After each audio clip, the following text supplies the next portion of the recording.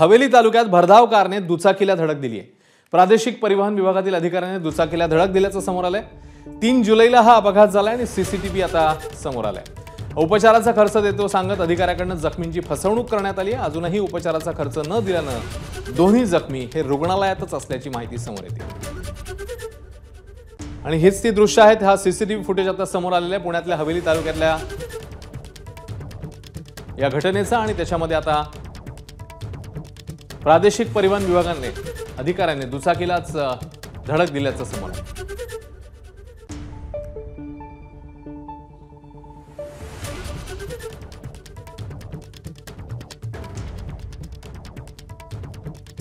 पुण्यातल्या हवेली तालुक्यातली ही दृश्य भरधाव कारने दुचाकीला धडक दिली। त्याच्यानंतर हे जखमी जे आहेत ते अजूनही रुग्णालयामध्येच आहेत। मात्र ही सीसीटीव्ही फुटेजची दृश्य आता समोर आल्यानं नेमकी पुढे काय पावलं उचलली जातात पाहणं महत्त्वाचं असेल।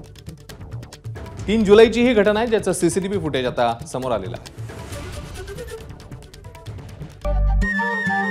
नमस्कार। मनसुद्धा तुझं ही वेगळ्याच प्रकारची मालिका तुम्हा सगळ्यांना खूप आवडली होती। याचा दुसरा सीझन कधी येणार अशी विचारणा झाली। प्रतीक्षा संपली आहे मित्रांनो। येतोय मनसुद्धा तुझाचा दुसरा सीझन। होय मनसुद्धा तुझं